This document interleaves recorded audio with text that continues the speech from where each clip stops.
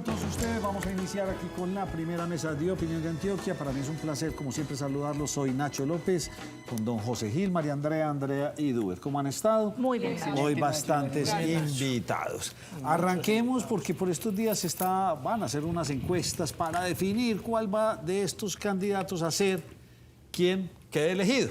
Y usted habló con el precandidato Andrés Julián. Sí, digamos que uno de los más representativos, Nacho, con las buenas tardes también para la audiencia.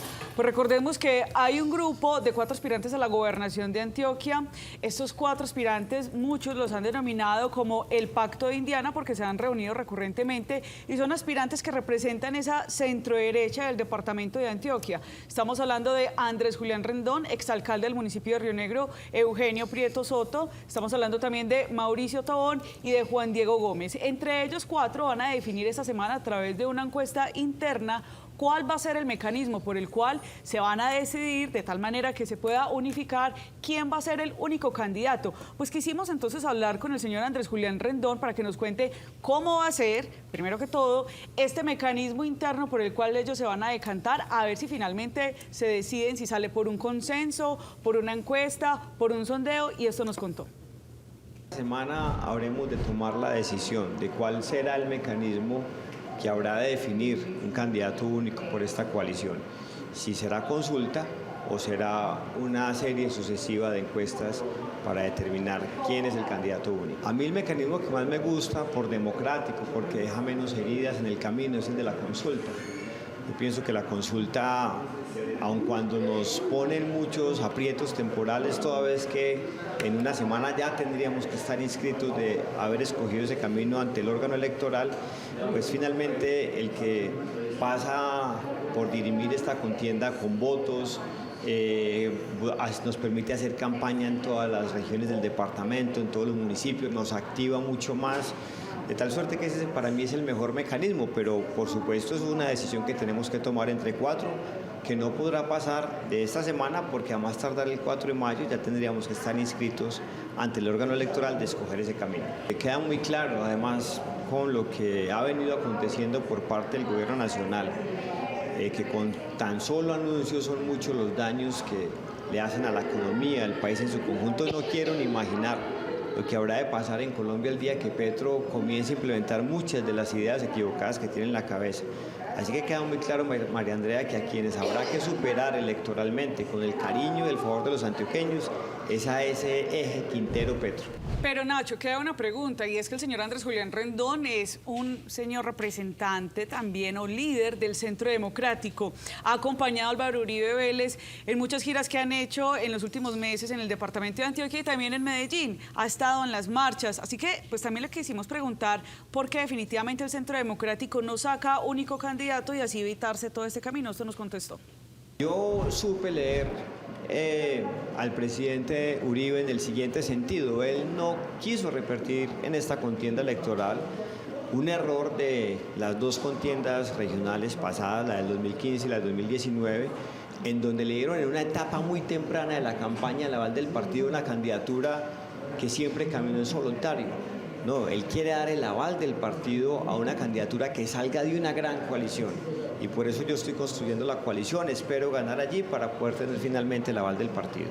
Nacho, hay una propuesta bastante llamativa que tiene el señor Andrés Julián Rendón en caso tal de quedar como único candidato para aspirar a la gobernación y tiene que ver con ese proyecto de Antioquia Federal. Lo primero que él dice es que esto, por supuesto, sería un error, pero lo que él sí quiere promover es un referendo para que se pueda activar uno de los artículos de la Constitución, en tal sentido que el departamento de Antioquia no tenga que tributar a la nación ese PIB que sobrepasa incluso hasta el 15%, según recibíamos información el año pasado por parte del IDEA, sino que realmente sea el departamento quien pueda administrar esos tributos y eso se haría vía referendo, así lo explicó. Bueno, estamos claros en que Antioquia Federal no, porque eso equivaldría a que Antioquia se separara de Colombia. Y tenemos que defender la integridad de Antioquia, porque el presidente Petro también tiene pretensiones de llevarse parte de nuestro Magdalena Medio y conformar el nuevo departamento del Magdalena Medio, y mañana va a querer llevarse el Urabá y convertir al Urabá en otro departamento. La división territorial ha causado mucho conflicto en Colombia, mucha violencia. Esa discusión es una discusión que no se debe dar. La que nosotros estamos planteando, dejarle a los departamentos los tributos de renta y patrimonio, se habrá de concretar en un referendo que esperamos promover muy prontamente para que el artículo 298 de la Constitución, que habla del quehacer de los departamentos, sea adicionado con unas cortas líneas que recen de la siguiente manera: solo los departamentos podrán gravar, es decir, cobrar los impuestos de renta y de patrimonio a las personas naturales y jurídicas que residen en su territorio. Con eso, Antioquia más que duplicaría los ingresos que hoy recibe vía Sistema General de Participaciones, como lo harían al menos 27 departamentos más, y Antioquia estaría en posibilidad, en consecuencia, de sacar del hambre a 2 millones de antioqueños que hoy aguantan hambre, de pavimentar 26.000 kilómetros de vía, de digitalizar la periferia del departamento, aún la periferia del departamento que no tiene internet, no tiene comunicaciones, de llevar especialistas de salud a los municipios más lejanos aún, de llevar comandos de policía a cerca de 250 corregimientos que no tienen autoridad alguna y que son más grandes que muchas cabeceras municipales, en fin, un sinnúmero de cosas que hoy no estamos atendiendo. Ahora, Nacho, recuerde que el señor Andrés Julián y los otros 3 aspirantes que mencioné al inicio, pues también le habían hecho la aspiración al señor Luis Fernando Suárez, quien fue gobernador encargado del departamento y que también pues esperaría recibir el apoyo, digamos, de ese caudal electoral de Aníbal Gaviria. Ellos le habían hecho la invitación a Luis Fernando Suárez, sin embargo, el señor Suárez pues respondió muy diplomáticamente, incluso mencionó que no había recibido una invitación formal. Le pregunté a Andrés Julián Rendón si reiterarían la invitación o qué iba a pasar, si ese grupo de 4 se iba a consolidar finalmente en un grupo de 5, y esto es lo que responde. Nosotros ya lo invitamos y seguimos esperando una respuesta formal de él. La invitación que hicimos fue muy cordial, muy respetuosa, y yo pienso que es apenas de mera educación uno responder las invitaciones que le hacen. Bueno, y las cosas se mueven en el ámbito nacional, y para esto, don José Gil, le invitamos al representante de la Cámara, Juan Espinal, con quien ya estamos conectados. Representante, ¿cómo está? Aló, representante. Nacho, muy buenas tardes. ¿Cómo me le ha ido? Oiga, qué pena con ustedes, que estaba aquí saliendo de un foro en Barranquilla, hablando sobre energías renovables, pero bueno, aquí me estoy acomodando para atenderlos como se merecen. Muy buenas tardes y un saludo muy especial a la mesa de trabajo. Bueno, ustedes desde el Centro Democrático, ¿cómo han visto y cuál es su análisis de lo que sucedió esta semana con los diferentes ministros? Nacho, pues la verdad no extraña. Hay que recordar que el presidente Gustavo Petro, cuando era alcalde de Medellín, a escasos 8 meses, también tuvo un movimiento de gran parte de su gabinete, de los secretarios de despacho.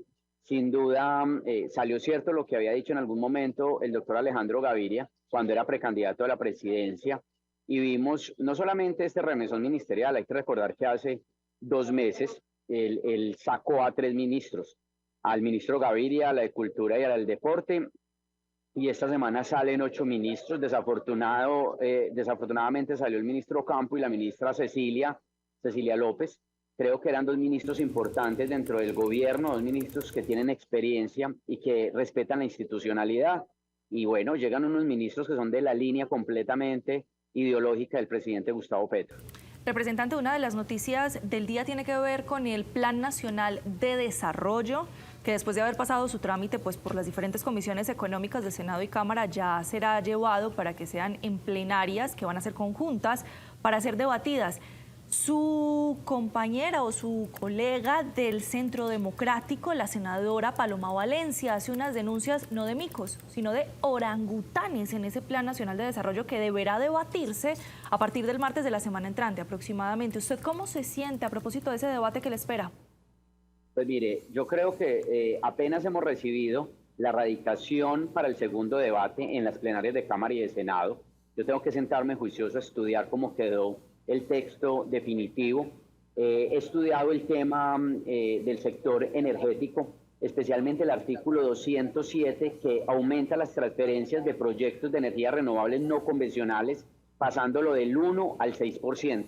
Por ejemplo, este punto es lamentable porque genera inseguridad jurídica en los inversionistas extranjeros que quieren traer a nuestro país proyectos eólicos o solares, y ponen en riesgo la transición energética, que es una de las líneas fundamentales del gobierno del presidente Gustavo Petro. Sin duda, este fin de semana será de mucho estudio del Plan Nacional de Desarrollo para dar el debate de manera responsable, de manera técnica, entre el martes y el viernes de la próxima semana.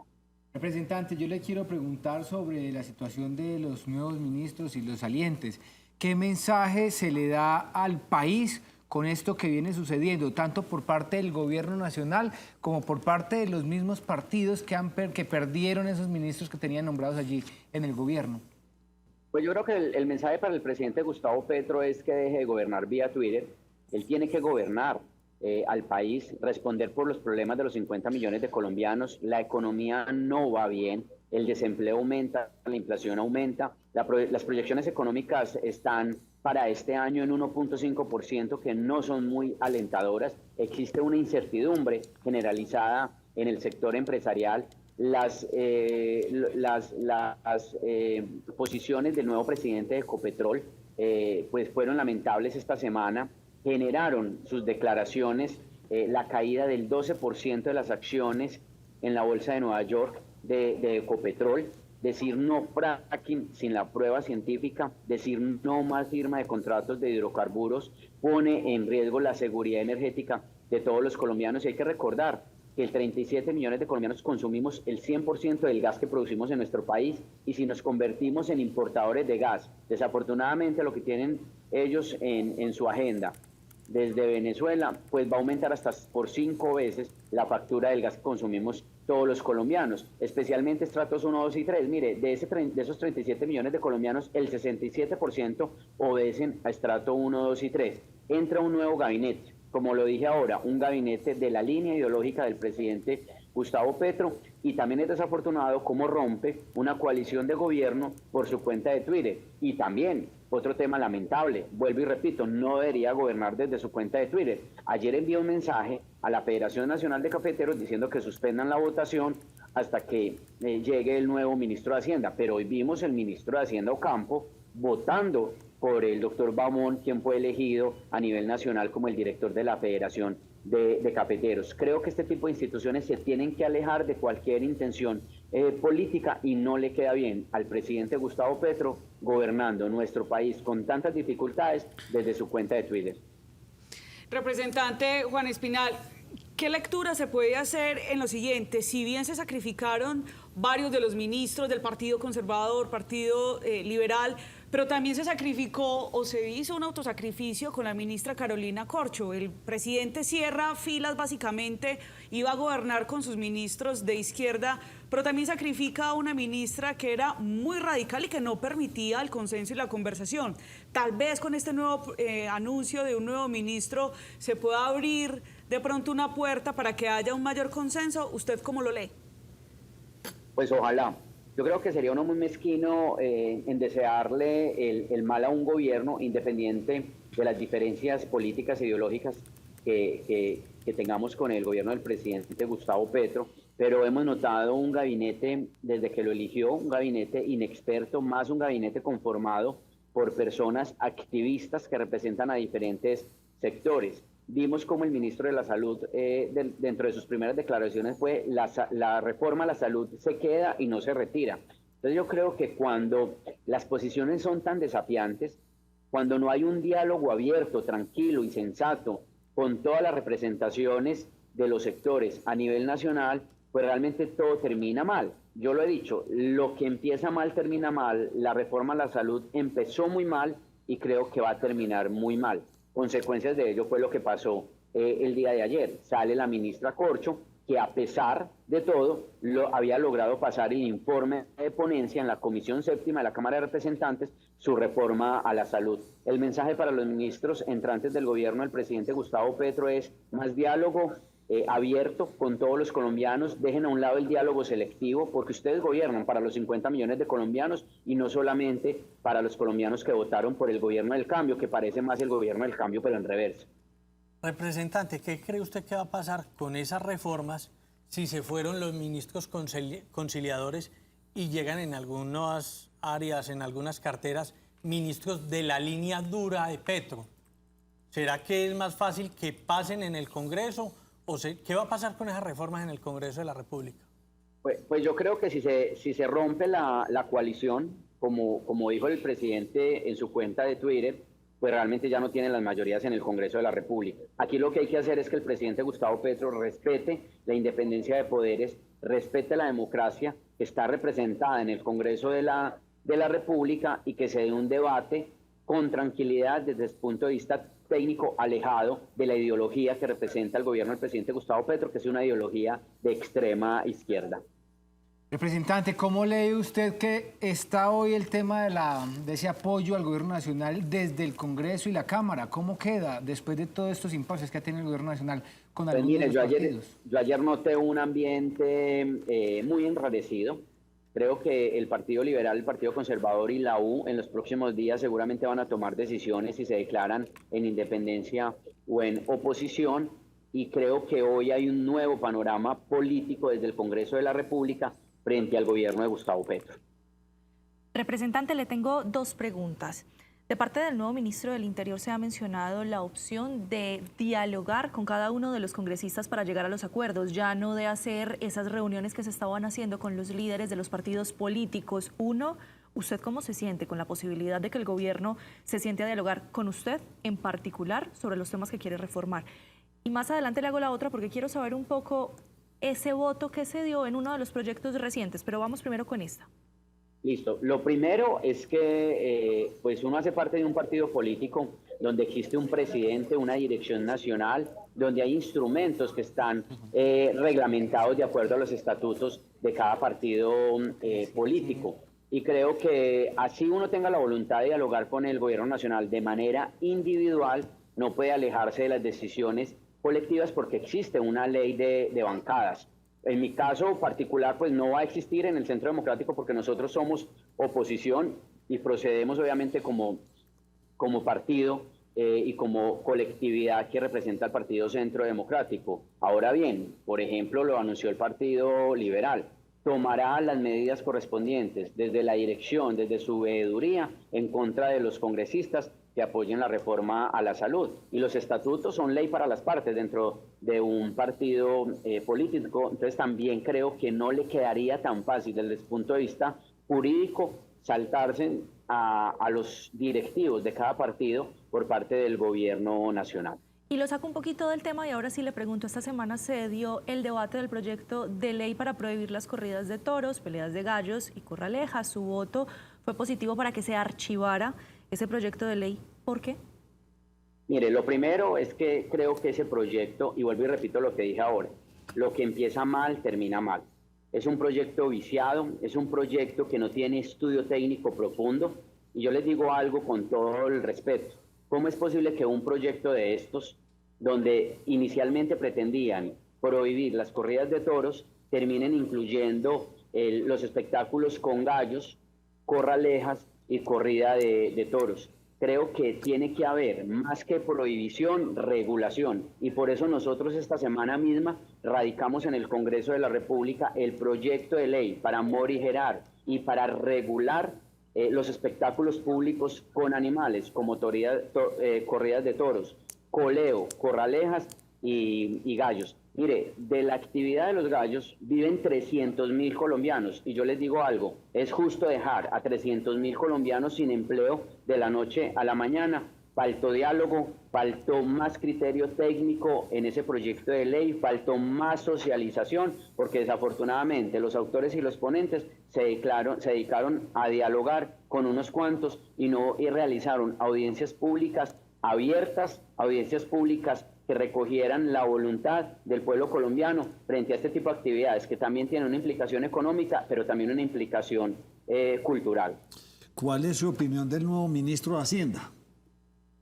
Del nuevo ministro de Hacienda, pues vuelvo y repito, es un ministro de corte ideológica del presidente Gustavo Petro, ha trabajado con él. Esperamos que no vaya a tomar decisiones que afecten el mercado a nivel nacional. Por ejemplo, el control de precios, él ya lo dijo que no lo iba a implementar. Creo que sería un punto completamente negativo para los mercados nacionales e internacionales. Y pues esperemos que recoja lo bueno del ministro Ocampo, que a pesar que hacía parte de este gobierno, era un ministro con el que se podía dialogar y llegar a consensos.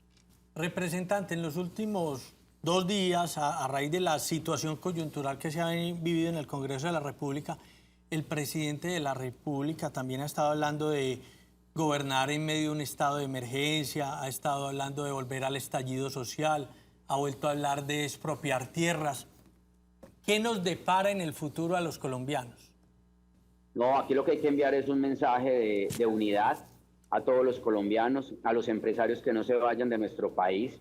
El Congreso de la República representa la democracia y el presidente Gustavo Petro, pero no se ha perdido la Constitución y el orden jurídico.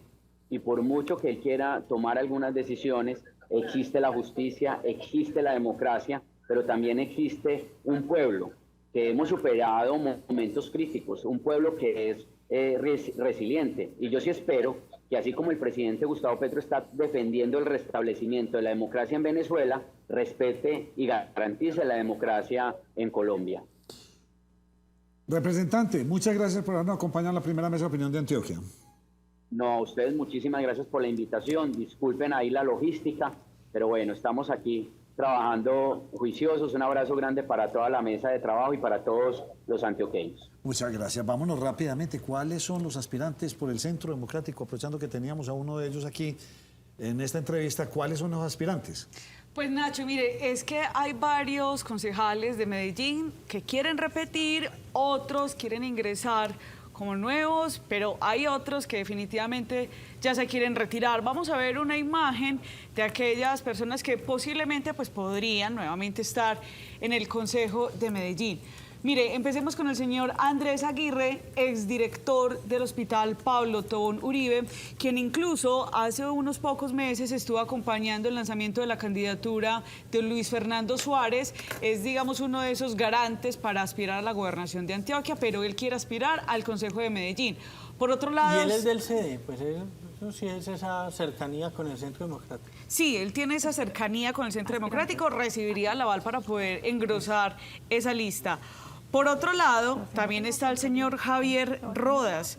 Mire, Javier Rodas ya había sido concejal de Medellín, pero él se retiró, creo que estando en los primeros 3 meses, se retiró de esta curul, pero quiere volver.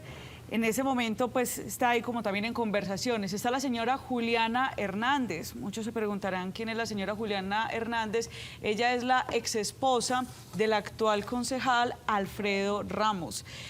Y ahí viene la situación. Entonces, ¿Alfredo Ramos no va a aspirar? Pues no, el señor Alfredo Ramos, al parecer, ya no va a aspirar a ser concejal.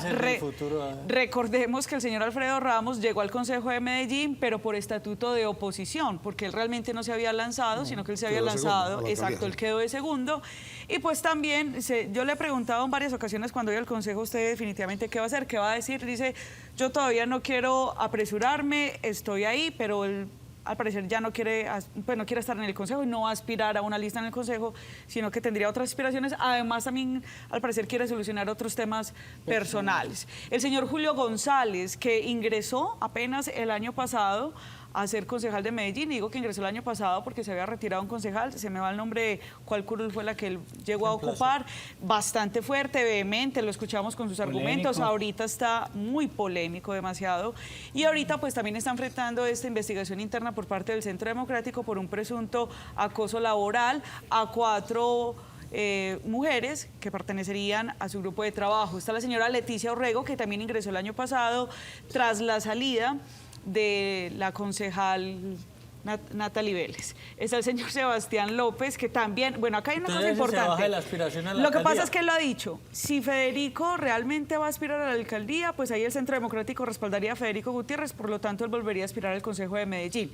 aunque Sebastián López está aspirando a la gobernación y el señor Weimar Muñoz, periodista deportivo que ya se retiró y quiere aspirar al Consejo. Un extraño hecho en la Fiscalía. ¿Qué pasó, Duber? Sí, Nacho, mire, pues en las últimas horas un hombre que había sido capturado y que era requerido por una corte de los Estados Unidos por el delito de pornografía infantil, pues fue capturado, fue llevado allí para legalizar su captura y desafortunadamente este hombre se lanzó del 3er piso de allí de la Fiscalía. Esta persona pues inmediatamente perdió la vida, cayó, lo alcanzaron a llevar hacia un centro asistencial, pero llegó lamentablemente sin signos vitales. Era un profesor del SENA, entregaba clases virtuales, estaba vinculado actualmente al SIC.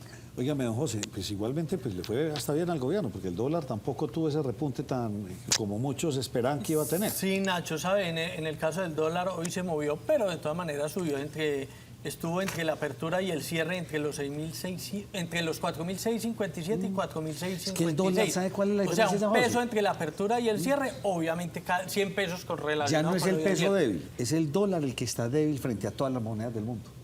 Es lo que he leído mucho en muchas partes, en Argentina, en Chile, muchas partes del dólar es el que se está debilitando. Sí, pero el caso de Colombia es un caso especial. Sí, Obviamente, pero de pronto sí, no es que la moneda ya...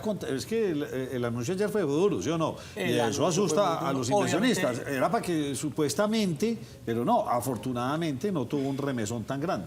Afortunadamente, y entre su máximo y su mínimo se movió entre 4.678 y 4.625 pesos, promediando a 4.654. Andrea Sierra, usted me ha intrigado. Entonces, ¿cuáles son los micos? Mire, son 23 puntualmente los que está delatando o denunciando mejor la senadora. Denunciando la senadora Paloma Valencia en ese Plan Nacional de Desarrollo. Mire, ella habla, por ejemplo, del SOAT, habla del programa Jóvenes de Paz. Pero pare, ¿qué va a pasar con el SOAT? Le voy a leer puntualmente lo que denuncia. No me le hágame el resumen porque estamos cogidos de la noche. Es que a eso voy. ¿De dónde van a salir los financiamientos? Y muy cortico. O sea, lo que rebajaron del SOAT no tienen cómo financiarla. Se establece que del SOAT lo pueden usar, la plata que se recoja de los SOAT la pueden usar los municipios y los distritos. Esa podría ser la manera en que se legalicen los movimientos de ciertos recursos. Mejor dicho, ella está diciendo va a haber problemas con las formas de financiamiento, los poderes especiales que está pidiendo el presidente Gustavo Petro, cómo se van a distribuir los recursos que sean alcanzados. Por todas partes son 23 los articulados los artículos que está diciendo Andrea, que tienen problemas. me queda una duda. La plata del SOAT no es para el aseguramiento de los vehículos. No entiendo cómo va a caer a los Porque municipios. se había dicho que iban a pasar para salud. Le leo puntualmente. Estaban diciendo que estaban tomando recursos del SOAT para pasarlos a los equipos básicos de salud. Este artículo establece que los excedentes del SOAT los pueden usar municipios y distritos. Esa podría ser la manera en que se legalizarían los movimientos de los recursos. Iluminaron Pero el edificio. yo creo que del SOAT no quedan excedentes, Nacho. No sé de dónde va excedente. Iluminaron el edificio. Sí, Qué Nacho. bien, hombre, el Hotel Notibar, el tan hotel clásico. Muy bonito quedó y Ese se le edificio, entrega. ¿quién lo iluminó? La alcaldía, recuerde ¿Por qué? Nacho, recuerda que son un total de 16 infraestructuras del centro de la ciudad de Medellín. El director de la Alianza Público-Privada nos había contado que estaban buscando esos lugares icónicos de la ciudad para entonces es como un iluminar. símbolo de ciudad o Sí, parte del señor. patrimonio de la ciudad. Y recuerda que Porque nos eso dijo es- Porque supuestamente si eso es de un privado, pues lo debería Exacto. iluminar el privado, ¿sí o no? Pero es una alianza público-privada, Ok. son 16 lugares que se van a iluminar. Se intentó iluminar el edificio Coltejer, pero los dueños dijeron no, acá no, muchas gracias. Entonces están buscando otro lugar. Hábleme de noticia política, Julián Bedoya. Nacho, Julián Bedoya, hay que anotar que pues en las últimas horas anda circulando por allí en redes sociales un supuesto comentario donde dice que el señor Julián Bedoya no se lanzaría a la gobernación de Antioquia y que se estaría sumando a otras campañas, a la de Luis Pérez, pero realmente el señor Julián Bedoya ha desmentido esto, dice que a finales del mes de mayo efectivamente va a salir con su campaña, se va a ir por firmas a la gobernación de Antioquia. A finales de mayo empieza a Perdería recoger toda esa firmas. inversión del Día Sí, del señor. Periodista. A finales de mayo. Y empieza a recoger firmas a finales de mayo. No, seguramente la Debe estar recogiendo porque debe es que estar eso recogiendo. no está Hará tan el fácil. anuncio ya a finales de mayo, pero ya debe estar recogiendo. Veremos, No es que tan fácil. le está un mes. Vamos a ver qué pasa. Vamos a hacer una pausa y vamos con nuestro primer invitado del día de hoy.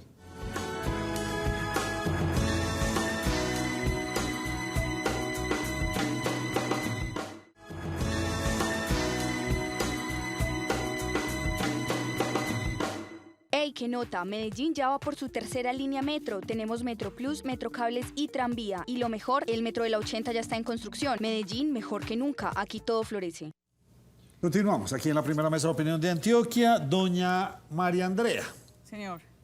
¿se baja o no se baja o lo bajaron? ¿Qué Pues, fue la denuncia del concejal? Dice que no se Luis baja, Bernardo pero lo Vélez? bajaron.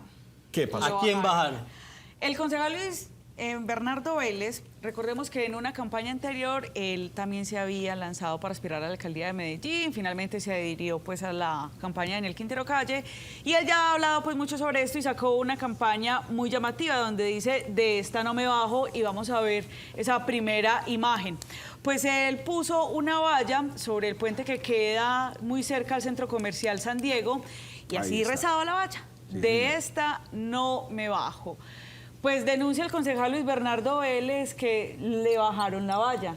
Y vamos a ver porque la valla que ya aparece es de otro ¿Quién se la candidato. bajó? Cristo de la Ya, Biblia. aquí lo tenemos de primera mano. Entonces para que ya, él ya nos va a cuente qué explicar. Entonces Yo no puedo aparece creer esta valla que es de El otro que menos aspirante. corre vuela, vea.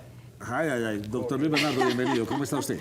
Y apareció esta Muy valla. bien. Un ¿Qué saludo pasó? a ustedes en la mesa y a todos los televidentes. Otra valla de corredor. ¿Qué montaña Bueno, de estamos apenas, digamos, descubriendo de alguna manera qué fue lo que pasó. El entramado. El entramado de toda esta película. Lo claro es que nosotros nos regalaron una valla hace alrededor de mes y medio en la 70 con San Juan, y a los 2 días de la valla mía ya tenía puesto un al lado este señor. Nosotros pusimos hace 28 días exactos, también donación de un amigo, una valla ahí en toda la oriental, llegando al más centro, y la sorpresa fue ayer a la madrugada, pues en las horas de la mañana, cuando vimos que ya no estaba la mía, sino de este señor. Entonces, claro, estamos averiguando qué fue lo que pasó, y lo que pasó fue que sin la autorización del dueño de la valla, a través de una agencia, estas personas no sabemos cuánto pagaron, qué hicieron y cambiaron la valla.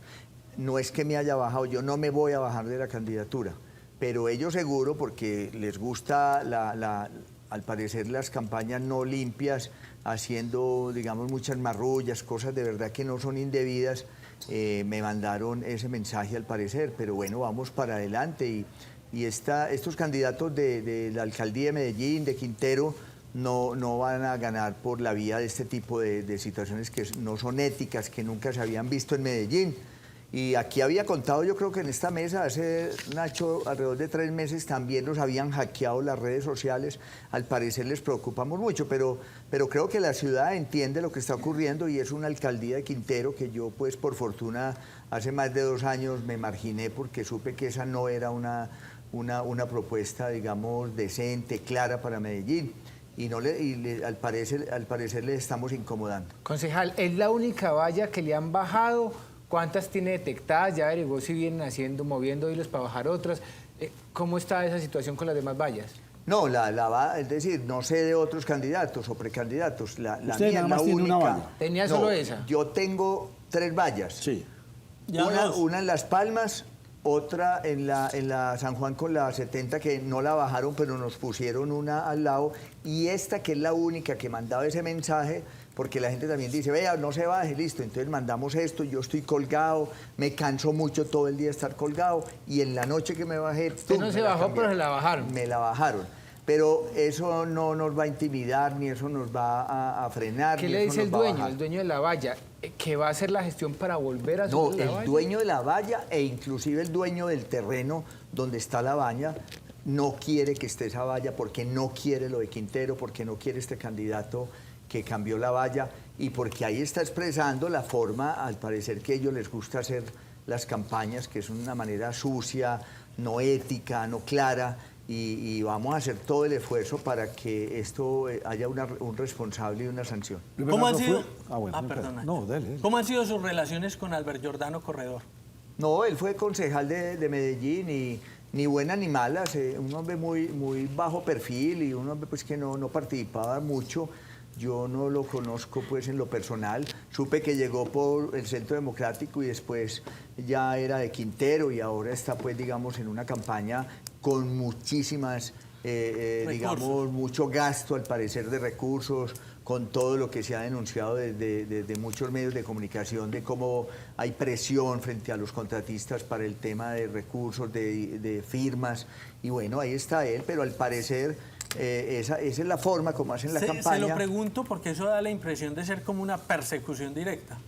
No, yo pienso lo siguiente, José, yo no sé, pero lo claro es que ahí sí hay un mensaje de que pareciera que ellos se incomodaron porque yo me bajé de ese movimiento Independientes, porque no me gusta ese modelo, porque le dije a la ciudad, me arrepiento, como creo que miles y miles y millones de ciudadanos están arrepentidos, y estamos en la incertidumbre y no queremos el modelo Quintero, y al parecer es como unos actos de provocación hacia mí, y bueno, al parecer les preocupa mucho mi candidatura pero definitivamente no me voy a bajar de la candidatura y vamos a ganar la alcaldía de Medellín. Luis Bernardo, ¿qué sigue? ¿Va a poner más vallas? ¿Va a hacer retirar esta? ¿Va a tener una confrontación con Albert Corredor? ¿Qué sigue para No, usted? yo creo que esta valla tiene un dueño, el dueño ya le hizo el reclamo a la agencia que le maneja estas vallas y esperemos el resultado porque ellos, ni el dueño del terreno, ni el dueño de la valla quiere que haya una valla de corredor donde estaba la mía. Estamos a puertas de una crisis, usted lo contó en esta mesa. Sí, Nacho, y pongamos un poco en contexto porque el concejal documentaba muy bien esta semana en uno de los debates en el Consejo de Medellín sobre el vaso Altair. Había un debate de empresas varias de Medellín y el concejal Luis Bernardo Vélez alertaba de un dato muy importante y es que este vaso pues solamente tendría vida útil hasta marzo de 2024. Concejal, ¿cuál es el contexto de esto? Bueno, muy preocupante y estamos hablando de Envarias, la empresa que recoge la basura, la empresa que lleva décadas haciendo un trabajo, digamos, espectacular en Medellín y ahí que nosotros nos llamamos y siempre nos autodenominamos la tacita de plata, una ciudad limpia, una ciudad donde la basura se recogía, donde la gente también tenía una conducta y una cultura del aseo.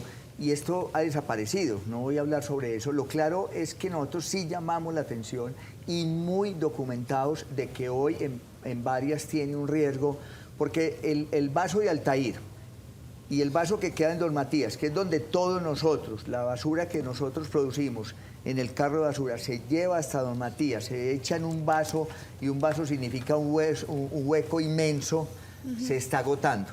Y el máximo tiempo es hasta marzo. Al parecer están haciendo un esfuerzo para que se vaya marzo del año entrante. Muy bien. Menos de un año. Se está haciendo un esfuerzo por parte de los técnicos de Envarias por 5 meses, ampliando un poco para que durara hasta agosto del próximo año. Pero ahí estamos en una situación de mucho riesgo. ¿Por qué? Primero, porque hoy no hay contratación, no hay licitación, no hay claro ni siquiera la financiación. Le cuento a los televidentes que no hay antecedentes, digamos, en Medellín sobre la empresa, que antes llamaba Empresas Varias de Medellín, hoy en Varias, de que el dinero haya que salir a buscarlo desde los privados. Ellos están buscando hoy, el gerente está buscando y el alcalde, un privado que financie el vaso que se llamaría el vaso de la Piñuela, ese es el nombre que va a llevar. Y hoy no hay claridad ni administrativa, ni financiera, ni jurídica, ni contractual de qué va a pasar. Esto es gravísimo. Yo no sé si ustedes saben, pero el vaso Altair, donde echamos toda la basura, ese montón de basuras que desafortunadamente producimos y que a veces no reciclamos, no solamente se echa la basura en Medellín, se echa de 40 municipios de Antioquia. Altair recibe basuras de 40 municipios del departamento de Antioquia. O sea, si Altair fallara, se llena y no está el otro vaso, pues entramos en una crisis y no me la quisiera imaginar, que es lo único, diría yo, que nos falta en Medellín. Y por eso nosotros tenemos que volver a imaginarlo en esta ciudad, otro en Varias, que tenga una gerencia técnica, que tenga un rigor técnico, que no esté haciendo esta improvisación que está haciendo esta gerencia, que está haciendo esta empresa, esta alcaldía, y por donde uno va. Yo estoy recorriendo mucho, Duber, por supuesto, la ciudad todos los días, todo el día, todos los territorios, de clase alta, menos alta, los corregimientos, las veredas, y uno lo que ve es la basura por todas partes. Y uno me preguntaba, ¿y qué estaba pasando? Pues ahí está, no hay rigor técnico, hay un montón de cargos que no son operativos sino administrativos, hay una politización de esta empresa. Es decir, estamos viendo en serias dificultades y nosotros nos tenemos que pensar en Varias lo que siempre había sido.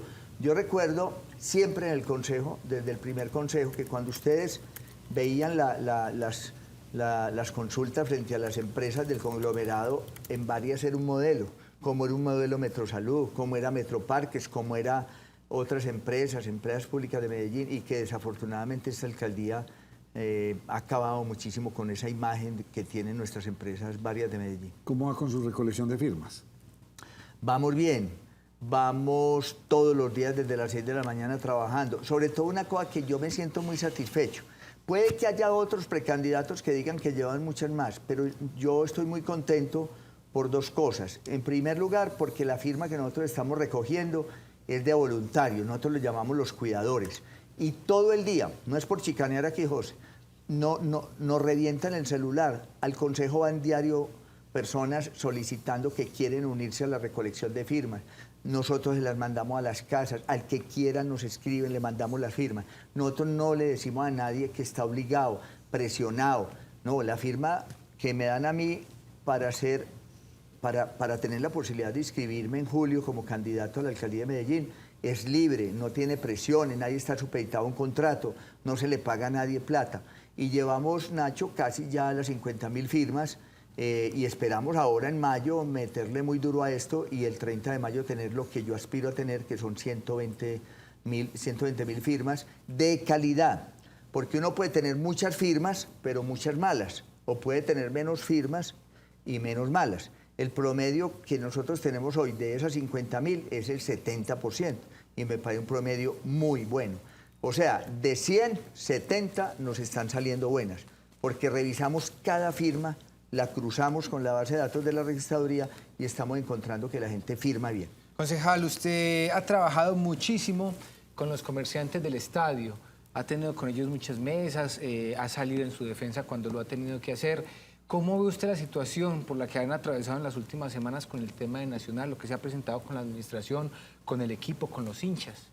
No, los venteros, el estadio tiene varias modalidades de venteros. Hay unos venteros que llevan muchos años, que son los de afuera, estacionarios, que tienen unas casetas. Y hay unos venteros que digamos, son arrendatarios, que están dentro, que es cuando uno entra al estadio y le venden el sándwich, le venden la gaseosa, que también muchos llevan muchos años. Todos los venteros, los ambulantes, los maneros que venden ahí en las gradas, están en una preocupación inmensa. Primero les tocó una pandemia. Salen de la pandemia y empiezan a entrar en la posibilidad que plantea esta alcaldía, que se llamaba todo una APP, o sea, una alianza público-privada para hacer una alianza en el estadio.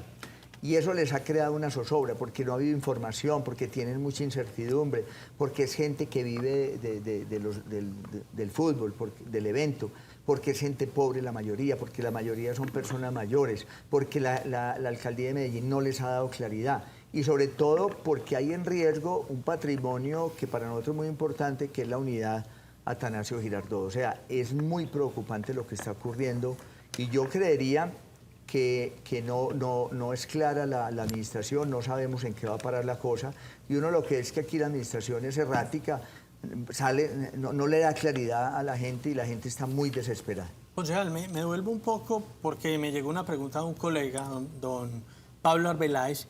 Él pregunta, ¿por qué Medellín no ha podido dar un paso diferente con respecto a los vasos recolectores? ¿Por qué no hay una planta moderna de tratamiento de basuras? Me parece buenísima la pregunta, porque nosotros no hemos tomado la decisión política de tener esto, porque nosotros seguimos supeditados. Le voy a contar una discusión que fue de las gruesas y en otro momento hablaríamos sobre en varias. En varias tuvo en el debate 3 discusiones muy gruesas y que todas tienen que ver a la empresa hoy en su incertidumbre y en sus malas decisiones. La primera es el vaso, que ya hablamos. La segunda es unos alimentadores que ellos quieren tener ahora, eso se llama cargue lateral, que el alcalde insiste, que no sabemos por qué ya terminando un gobierno. Ese fue uno de los debates más gruesos de antier. Se llama cargue lateral. Son unos camiones inmensos que solo cabrían en avenidas del Poblado, Laureles y si acaso el centro. Cubrirían solo el territorio de Medellín en un 15%, porque nosotros sabemos que la accesibilidad en los territorios de nosotros es muy mala. Hay vías en la periferia muy estrechas por donde no caben 2 carros y el uno se encuentra con el otro. Y ellos insisten en un cargue lateral que vale 220.000 millones de pesos. Y nosotros nos preguntábamos por qué insisten en una prueba piloto que vale 220.000 millones de unos vehículos que no tienen operatividad, cuando no tenemos financiado el vaso, cuando administrativamente no está funcionando bien en varias y cuando en varias tiene una crisis financiera. Entonces, las decisiones que había que tomar no las tomaron. ¿Y sabe cuál era la decisión que había que tomar? La de renovar todos los vehículos, hacer unos vehículos más pequeños. La planta que estaba desde el 2004, que se llama la planta en la zona que queda aquí hacia Senú, donde se ha pensado hace mucho tiempo de tener ahí una recolección de basuras que cargaría parte de la basura y no tendría que ir hasta la pradera todos los vehículos. Y porque nosotros no hemos tomado una decisión de hacer una recuperación de residuos, unas campañas de educación, y estamos llevando mucha basura cuando la basura en todas partes es plata. La basura es dinero. Y nosotros seguimos llevando, enterrando la plata. No mezclamos, no recuperamos. Y yo pienso también que hay que decirle, José, la pregunta suya a los ciudadanos y a los televidentes. Tenemos que hacer el esfuerzo, a Pablo, de recuperar, de poner una planta como él llama la atención. Es decir, hacer una decisión de recuperar la basura, ganar dinero con la basura y no seguir llevando un montón de residuos desde Medellín hasta Don Matías con el costo ambiental y el costo económico que eso implica. ¿Pero no se están llevando a cabo entonces las campañas de separación apropiadamente? Disminuyeron. En el debate lo que vimos es que Medellín, en el indicador de plan de desarrollo, disminuyó muchísimo la recuperación de residuos. O sea, la gente no está recuperando. ¿Qué responden varios frente a esto, especialmente en el cronograma para el vaso de la Piñuela? No, ellos dicen que todo va a salir bien, ellos dicen que no hay problema. Porque es que pero en la agenda que ellos, en el cronograma que ellos expusieron, decían que el próximo mes de junio iban a empezar entonces con las obras para poder crear... Es que ellos no pueden empezar con las obras porque ellos todavía no tienen ni siquiera el operador, ellos no tienen el contratista, ellos no saben quién ni con qué dinero. El vaso vale alrededor de 700.000 millones de pesos, que es un montón de plata. Y ellos no tienen hoy financiado. En varias no tiene el dinero ni la alcaldía lo tiene. Ellos están buscando a Interaseo, a una empresa privada que financie eso. O sea, nosotros estamos en una zozobra indiscutiblemente. ¿Lo han invitado a coaliciones? No, yo estoy ahora en una tarea, me han invitado a muchas coaliciones, a hablar con mucha gente y habrá que hablar en su momento. Pero yo sí tengo dos cosas claras. Invito a la gente en este momento. Estoy recogiendo las firmas. Es el primer trabajo de nosotros. Yo llamo que el primer premio montaña son las firmas. Nosotros tenemos que conseguir la firma. Ayúdenos a conseguir la firma y la vamos a conseguir. Y después miraremos qué hacemos. Concejal, espero volverlo a tener por acá, hombre. Bueno, que me vuelvan a invitar a este importante programa. Con esas denuncias que tiene tan graves. Es que desafortunadamente, Nacho, hay que decirlo, yo que camino diario la ciudad, es una ciudad con muchos problemas, la gente está preocupada, la gente está berraca, la gente está herida, la gente está en una zozobra. Yo digo algo en una palabra, hoy Medellín no tiene gobierno. ¿Cuántos días faltan? No ¿Usted lleva el conteo? Pues todos los días, vamos a ver cuánto, no tengo el dato exacto, pero bueno. Bueno, Luis Fernando, muchas gracias por haberme acompañado. Bueno, no, a ustedes y a todos los televidentes. Una breve pausa y volvemos con más invitados.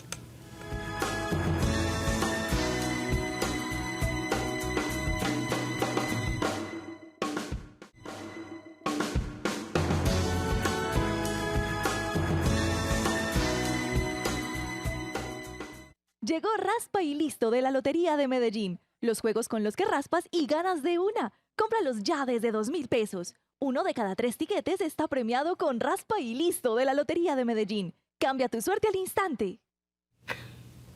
Doctor Valdivieso, ¿cómo me le va? Muy bien, Nacho. Lo veo rozagante.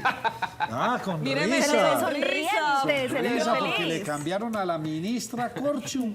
Pues mira, realmente Sí. Para las organizaciones médicas fue muy difícil, prácticamente imposible poder expresar nuestras opiniones y que fueran esas opiniones tenidas en cuenta para la redacción del proyecto de ley de la salud. O sea, a usted le fue como a los partidos políticos, a todo el Igual, que no no, sobre al la gremio, reforma. a todos los gremios de la salud de Colombia y a las organizaciones gremiales nos fue igual a todos, porque nunca nos escucharon. Y no hubo forma de interactuar para que se reflejaran nuestras opiniones en el proyecto de ley. Entonces, ¿qué esperamos ahorita para el debate que se inicia probablemente en las próximas semanas en Comisión Séptima? Que podamos influir nosotros. Hay 3 asuntos muy importantes. Nosotros consideramos que el esquema de redes de prestadores tiene que estar definido ahí. También consideramos que tiene que haber sistemas de auditoría porque se trata de 80 billones de pesos que no se pueden perder, que tienen que ser controlados adecuadamente. Eso falta en el sistema que propone el proyecto de ley del gobierno.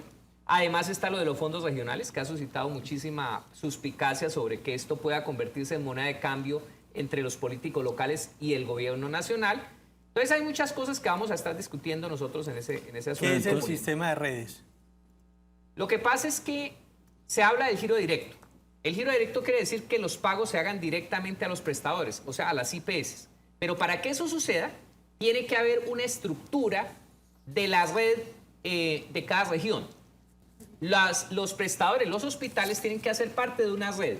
Y esa red, nosotros, las organizaciones médicas, sugerimos que sea una persona jurídica asociativa autogestionada y que se le gire a esa red, a esa persona jurídica autogestionada de la cual hacen parte, por ejemplo, el Hospital Pablo Tobón, el Hospital La María, etcétera, se le girara el dinero en lo que llamamos el pago prospectivo, para que no haya intermediación. Para que alguien reciba el dinero tiene que ser una red, y es una red seria constituida. María Andrea hizo una pregunta antier, ¿sí o no, José?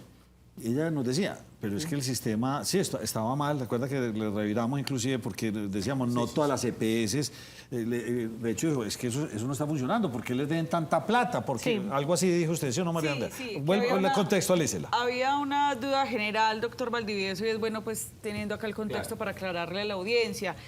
Y es que hay una queja generalizada con la Supersalud, donde hay una gran cantidad de EPS que están en vigilancia y dicen que son entre 3 y 5 realmente las mejores en el país, que sí están cumpliendo a cabalidad, le giran el dinero a las IPS y por supuesto a los hospitales para que no entren en quiebra. ¿Qué es entonces lo que está pasando? Porque luego de hacer una encuesta acá Nos Cogió la Noche, pues muchas personas decían, no queremos que nos cambien nuestro sistema de salud. O sea, el 80% piensa que la salud debe estar en manos de privados y públicos. Pues no solamente se contrasta, digamos, con la realidad, porque pues la manera como se está llevando, pues se están poniendo en liquidación a muchas EPS. Pero ¿por qué pasa eso? ¿Porque son más manejadas esas EPS o dónde se pierde la plata? Es la pregunta que me parece muy clara. ¿Dónde está quedando? ¿Dónde está quedando la plata y por qué se les dé tanta plata a esas EPS? Sí, definitivamente hay que revisar eso, porque nosotros creemos que hay EPS que son mal gestionadas. Sí. Con problemas de administración y no necesariamente muchas veces los desfalcos, sino que hay una administración que no permite optimizar los recursos. Eso es cierto.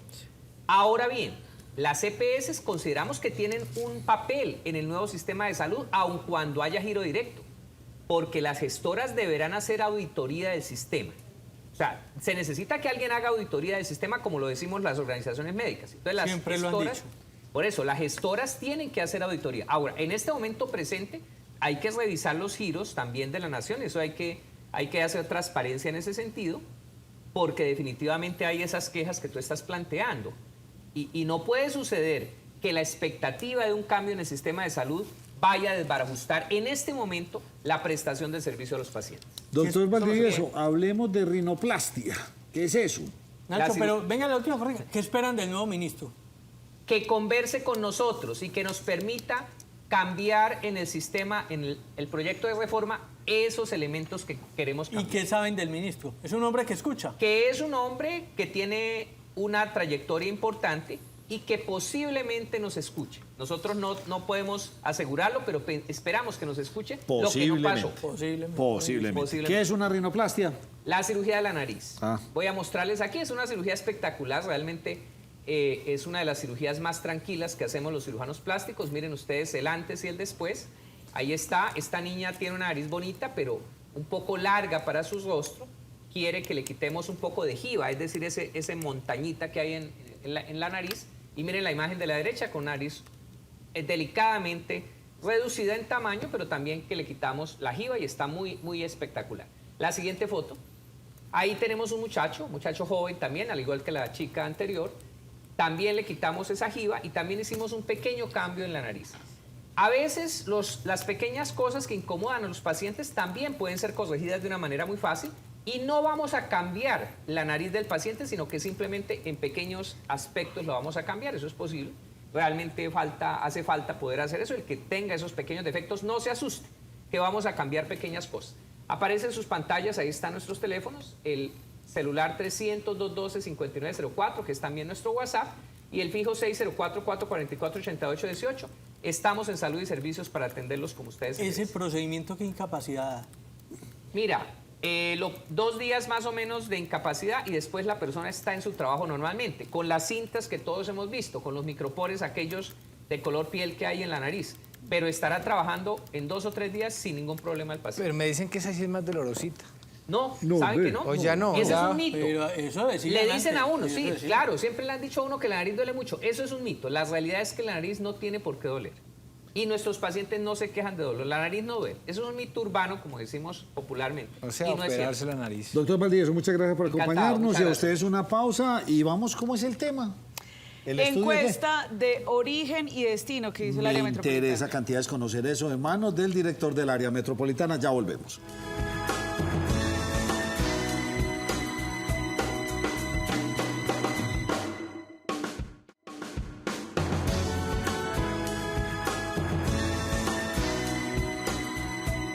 Esta sección es patrocinada por el Raspa y Listo de la Lotería de Medellín. Lotería de Medellín. Muy bien, y hay un tema que nos causó bastante curiosidad. María Andrea nos lo va a explicar muy brevemente, nos va a hacer el abrebocas Sí. para que el director del área metropolitana nos lo cuente. Le doy la palabra. Sí, el director del área me corregirá las imprecisiones.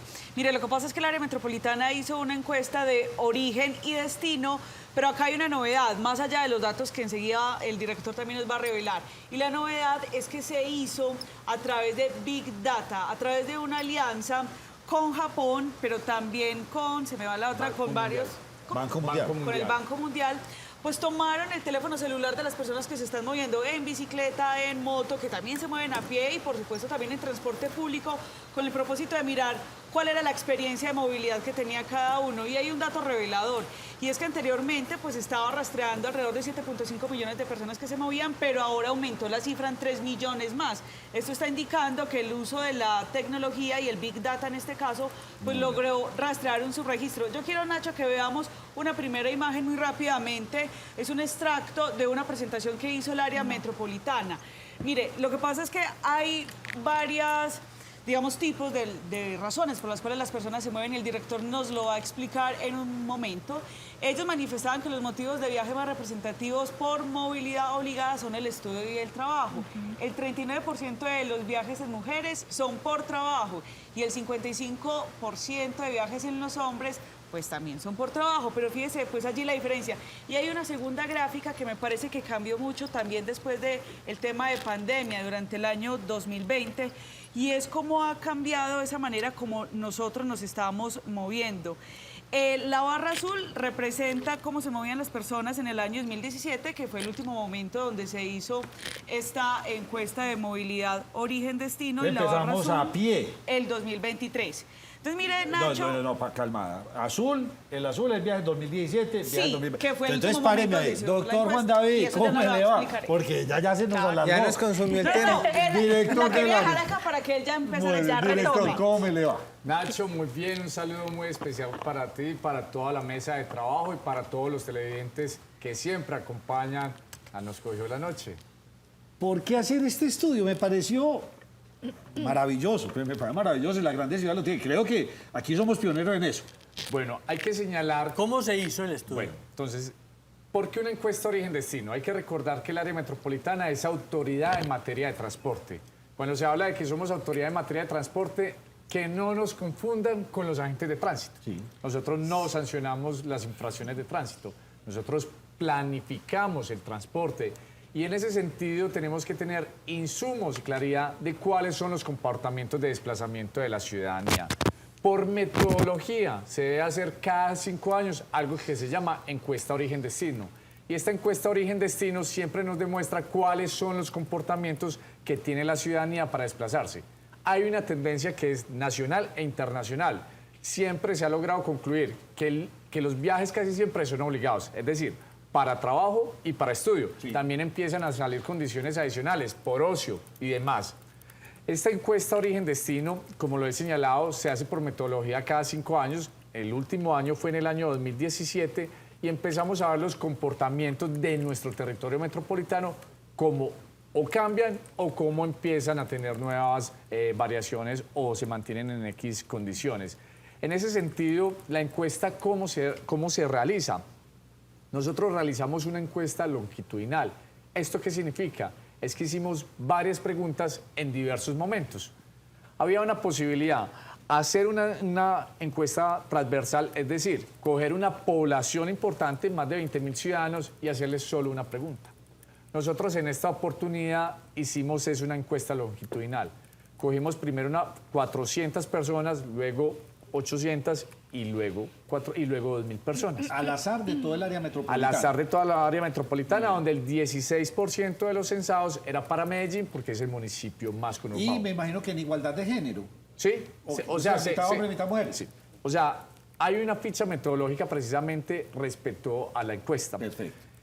Y lo que se hace precisamente es hacerle preguntas respecto a las formas de desplazamiento, pero en diversos momentos. Lo que queríamos era validar si el ciudadano iba a contestar siempre de la misma forma. Por eso se hace en 3 momentos diferentes. Y así es como se realizan las encuestas a nivel nacional y también mundial. Pero en esta oportunidad, y esto es muy importante, por primera vez en Colombia se hace uso de la tecnología Big Data. ¿Y esto qué representa? Un acompañamiento del gobierno de Japón y el Banco Mundial hace esta donación. También hay que ser claros, esto en el continente solo se ha aplicado y todavía no se han obtenido resultados en Argentina y en Perú, en ninguna otra parte del mundo. O por lo menos de nuestro continente en América no se tienen registros adicionales. ¿Qué es lo que se hace? Todos tenemos hoy un celular y estos celulares reciben información o recepcionan información. Obviamente un componente sin violar el derecho a la intimidad y demás, que eso hay también claridad. Los japoneses y el Banco Mundial lo que logran realizar es un algoritmo que permite identificar cuando una persona va en transporte público, cuando va en transporte privado, cuando va en motocicleta, cuando va en bicicleta y cuando va a pie. Wow. Ese algoritmo... O sea, si yo lo autoricé a usted, por ejemplo, o a esta empresa... todas las empresas de celular pueden hacer uso de esa información. No identifica propiamente que es el celular de Nacho. Muy bien. Y entonces, es una recesión. Por intermedio saben en qué me estoy moviendo. Entonces, este algoritmo precisamente lo que hace es analizar esas posibles velocidades y en razón de esas posibles velocidades se logra concluir cuál es el método de transporte. Estas 2 encuestas... Sí, claro, pues a pie, bicicleta. Claro, y es precisamente el Big Data. Esto es lo novedoso, la realización de este algoritmo. Hay que señalar que cada vez se va a ir precisando este algoritmo, que el área metropolitana, que nuestro territorio metropolitano sirve como ejemplo para el uso de la tecnología, pero también sabemos que cada día se va a ir mejorando este comportamiento y que las empresas luego saldrán a ofrecer. ¿Y uno autoriza eso cuando compra el equipo móvil o qué? Eso es realmente las empresas de telefonía las que tienen esas autorizaciones. O sea, a nosotros no nos entregan rastreo de personas ni nada, solo la data. Y esa data dice, es posible este comportamiento de viajes en el ¿Cuánto se demoraron haciendo esto? Este es un trabajo que se hizo en 3 momentos, esto duró más de 4 meses. Obviamente había una época de censos y es lo que nosotros teníamos que esperar. Esto fue un proceso de selección objetiva, precisamente quien realizó la encuesta y se lo ganó una empresa bogotana que además ha tenido experiencia sobre esta materia. ¿Qué lo sorprendió a usted de esto? Yo quisiera que en el máster nos vuelvan a poner en gráfica porque me dejó impactado. Nacho, entonces, conclusiones del estudio, porque esto permite planificar o tener una idea de qué hacer con la movilidad del territorio metropolitano y qué va a suceder. Para el año 2017 se tenía previsto que se estaban realizando cerca de 6,5 millones de viajes, Nacho. Cerca de 6,5 millones de viajes se estaban realizando en el año 2017. 6,5 millones de viajes multimodales. Multimodales en un día. Bicicleta, pie, moto, todo. En un día. Muy bien, perfecto. Muy bien. Hoy en esta encuesta que arrojó que hemos incrementado un 18%. Poquito. Pero no está ¿Sí le poquito, parece Nacho. poquito, 18%. Del 17 al 20... de 6 millones a cuánto pasamos, director. Pasamos a 7,5 millones con la encuesta propiamente longitudinal. Sí.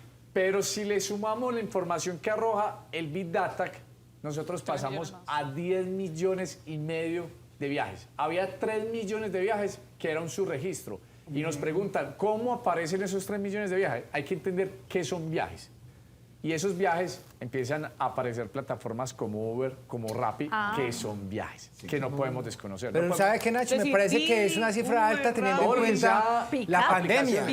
Que en la pandemia no sé cómo hicieron ahí, director. Sí, no, pero es que ellos tienen el dato fueron casi 3 años. No, pero es que hay que recordar que la encuesta se hizo en un espacio de tiempo. 17 y en este año ya no se hizo en por pandemia. Metodología la encuesta se hace cada 5 años. No, pero digo es exacto, por el aumento. Pero porque quedaron esas prácticas. Pero entonces hay datos puntuales. Para el año 2017, solo el 28% de la ciudadanía se estaba desplazando a pie. Para el año 2023 o ahora en estos resultados, el 41% lo están haciendo. Y muchas personas pueden entrar a contradecir. Esto es información que se obtiene bajo el censo y también información que corresponde al análisis del Big Data. Sí. Y son elementos concluyentes. ¿Yo qué puedo señalar, Nacho? Hay elementos importantes. Se ha disminuido el uso del transporte público. Es una realidad, tanto el masivo como el colectivo. Ese es un punto de vista. O se han mejorado las vías pedestres, porque hay vías por donde uno puede caminar más tranquilo y con más seguridad. Hay muchos datos adicionales, Nacho. Para el año 2017, de toda la porción multimodal, solo el 1% de las personas estaban haciendo viajes en bicicleta. Sí. Es decir, 51.000 viajes diarios. Pero permítame, miremos, es que la gráfica es muy interesante. A pie pasamos del 28 al 41. Usted me dice, no. Sí. Y en transporte público bajamos del 18 al 16. Sí. Y uno dice, uy, ¿esto por qué? ¿Será que la gente no tiene plata? No, ¿o será que también hay otros factores? Me siento más seguro caminando, hay mejores vías para caminar. Nacho, o sea, hay una explicación que obviamente empieza a hacer conclusiones que uno puede sacar.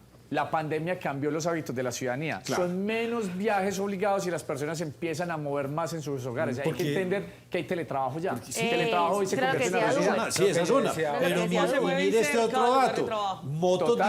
Motos disparadas en 20 y pasamos del 12 al 15. Pero venga, yo le doy un dato que es más grave con el tema de las motocicletas. De cada 100 hogares en el Valle de Aburrá, al menos 64 tienen motocicletas.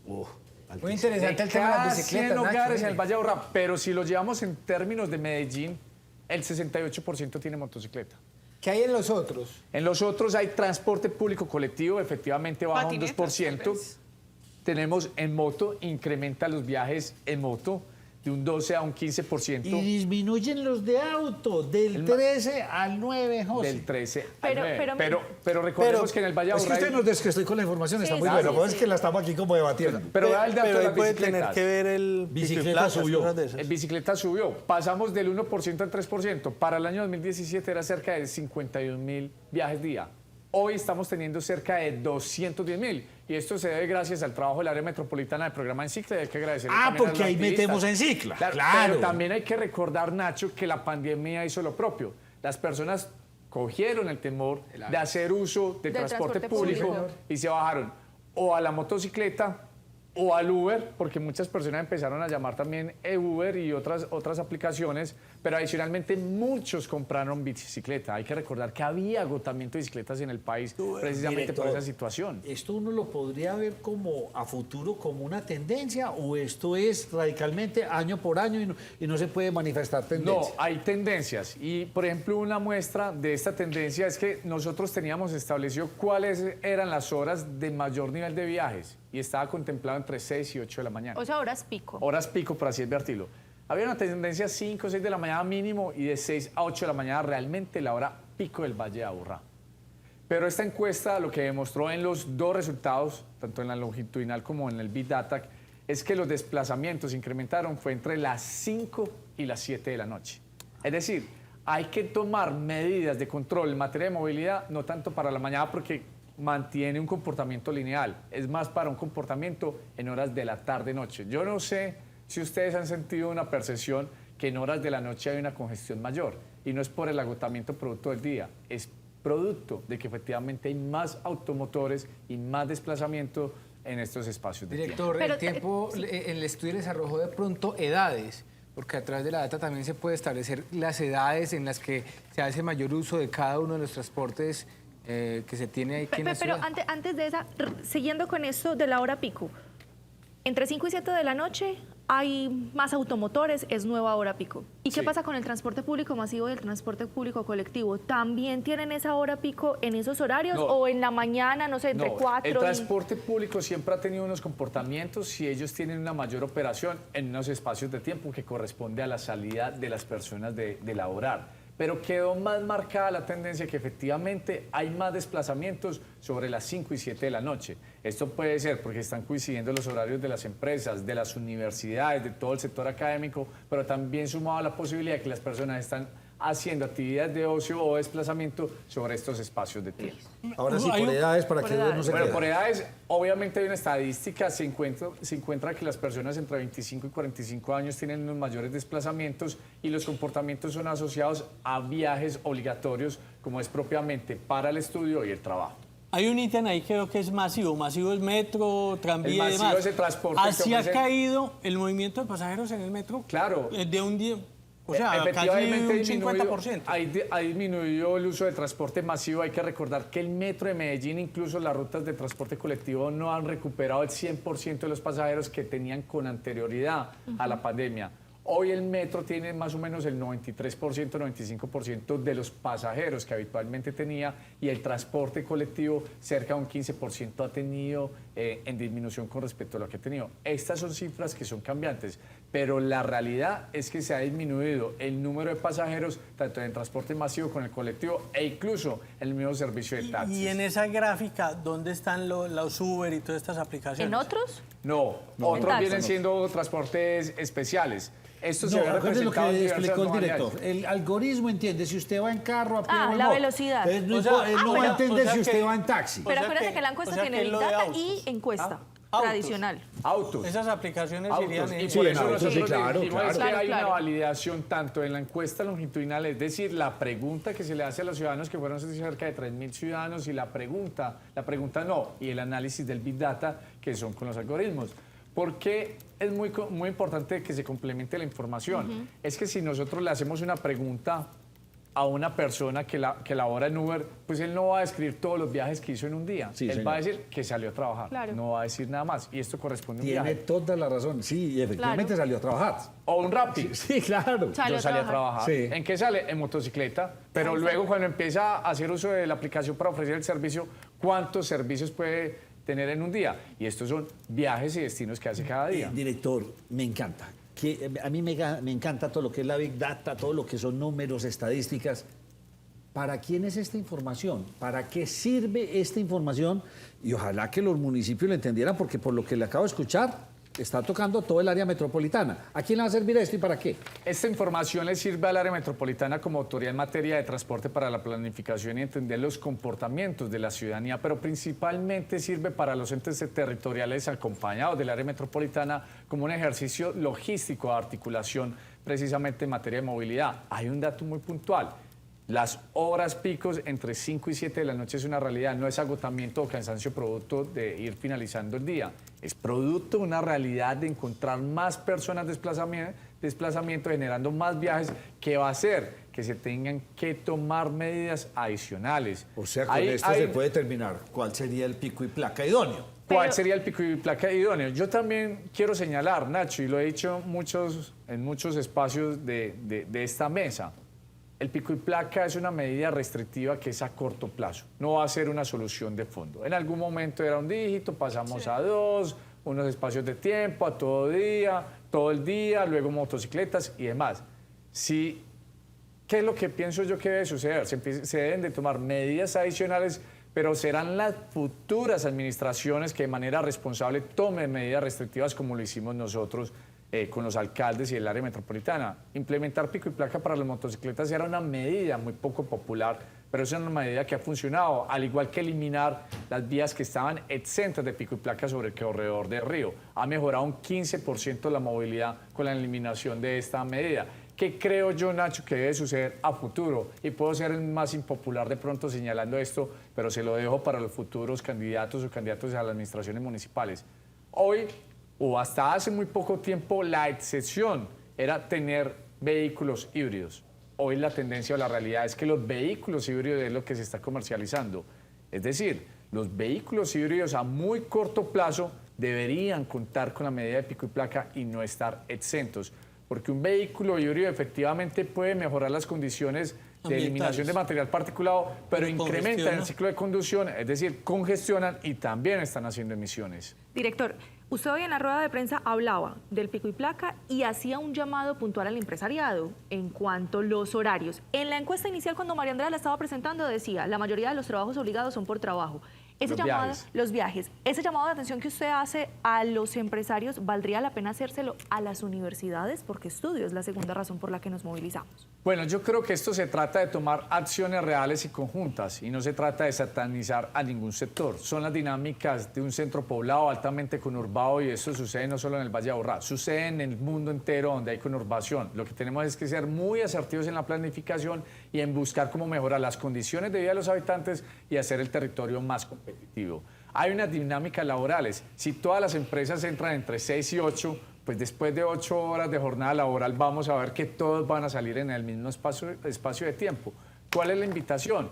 Que se contemplen horarios escalonados y de esta manera vamos a poder tener algunos niveles de liberación en horas pico y así facilitar precisamente los desplazamientos. Las universidades también tienen unos comportamientos, pero yo lo que quiero señalar acá es, no se trata de satanizar ni al sector privado o académico, se trata de entender las dinámicas del Valle de Aburrá, de entender que el pico y placa no solo es la solución, sino que entre todos los actores involucrados en el Valle de Aburrá podemos aportar precisamente para mejorar las condiciones de desplazamiento de nuestro territorio. Lo felicito, qué buen trabajo, me parece. Me imagino que no es lo que vimos, pero debe ser un informe mucho más. Claro, más es un grande, informe robusto, técnico y además... ¿Uno tiene acceso a eso? Claro, Nacho, lo estamos publicando en la página web del área metropolitana con toda la ficha técnica. Esto es un trabajo riguroso, esto es un trabajo técnico que permite calibrar todos los modelos del área metropolitana para hacer proyecciones en materia de movilidad y obviamente pensarnos cómo debe ser el transporte en el territorio metropolitano y cuáles son las medidas y acciones que se tienen que tomar a corto, mediano y largo plazo. Me lo voy a investigar, claro, me que gusta. se lo comparto y, además porque me gusta mucho ese tema. Director del área metropolitana, este programa llama Nos Cogió la Noche, así que nos cogió la noche. Muchas gracias por habernos dado esta información tan pertinente y tan buena. Servirá para proyectar a Medellín. Valle de Aburrá. Pregunta, sí, Valle de Aburrá, tiene toda la razón. Una pregunta es cierre. ¿Un estudio como esto se debe repetir con qué frecuencia? Ojalá fuera todos los años o cada qué tiempo. Nacho, la realidad es que la metodología establece que cada 5 años, pero el uso de la Big Data, que los privados estoy seguro que lo empezarán a ofrecer, permitirá tener información de manera más oportuna y más rápido y a un costo menor. Muchas gracias por habernos acompañado. Muchísimas gracias, Nacho, por la invitación, por recibirme siempre en este espacio. Desde el área metropolitana seguimos construyendo un futuro técnico, pero con rigor técnico. Los dejo con el rector de la Escuela de Ingenieros, don Juan Manuel Restrepo, y su editorial. José Manuel Restrepo, con su editorial del día. El activo más importante que tiene Colombia ha sido la institucionalidad. Esa es la que ha permitido, entre otras, que Colombia tenga la democracia más antigua y más sólida de América Latina. Esa institucionalidad se refleja en varias cosas. En primer lugar, por ejemplo, en el respeto a las decisiones constitucionales. También se refleja en la independencia de las ramas del poder público, el ejecutivo, el legislativo y el judicial. En la autonomía de la banca central. También se refleja en la creación de instituciones novedosas, muy importantes, como el Comité Autónomo de Regla Fiscal. Cuando hablamos, por ejemplo, de la institucionalidad económica y su impacto en el país, la macroprudencia, el manejo prudente de la macroeconomía ha sido un reflejo del respeto a esa institucionalidad. Pero también la institucionalidad se refleja en el hecho de que el gobierno siempre ha cumplido, el Estado siempre ha cumplido con las obligaciones que promete. Una de ellas, por ejemplo, el acuerdo de paz. Sabíamos de todas maneras que cuando se firmó el acuerdo existían cifras que claramente no iban a ser viables o realizables. Muchos incluso hablaron de fantasías presupuestales con el acuerdo de paz. No obstante lo anterior, entre el año 2018 y el año 2021, Colombia invirtió en ese acuerdo de paz 30 billones de pesos. Más recientemente, podemos decir que el 40% de las obligaciones del acuerdo de paz efectivamente se cumplieron en gastos y en inversiones. Pero sabemos que se necesitan más recursos al futuro. El punto es que para cumplir con esas obligaciones, lo que no debería suceder es que se rompa esa institucionalidad. Por eso cuando se habla de un crédito del Banco Central al Gobierno Nacional, si bien constitucionalmente está permitido, cuando exista unanimidad en la Junta Directiva del Banco de la República, cosa que de facto lo hace prácticamente inviable, esa medida en sí mismo es una medida que es muy poco recomendada a nivel internacional. Rompe con la credibilidad del Banco de la República, con la credibilidad de la política monetaria, arrodilla la política monetaria a la política fiscal. crea riesgos severos en materia de inflación, también en el aumento de tasa de cambio por la pérdida de credibilidad en las instituciones del país. Corremos un gran riesgo también de que se aumenten los costos de la financiación por parte del gobierno nacional. Perdemos, además, calificaciones de riesgo seguramente como resultado de una decisión de esa naturaleza. Así las cosas, rompe con ese activo poderoso que ha tenido Colombia, que es su institucionalidad. Por eso, hay que buscar alternativas distintas. Por ejemplo, ¿por qué no destinar parte de los 20 billones de la adición presupuestal para ese propósito? Por ejemplo, ¿por qué no destinar recursos de la lucha contra la evasión a ese propósito? O buscar fuentes alternas en el frente administrativo para el tema de acceso a tierras, como lo contempla el acuerdo de paz. En síntesis, para las víctimas se necesitan más recursos, sin duda alguna. Recursos sí, pero no así, no a través, como se ha propuesto a nivel nacional por parte del gobierno, con una emisión o con un crédito del Banco Central al gobierno nacional. Ese modelo rompería con la institucionalidad.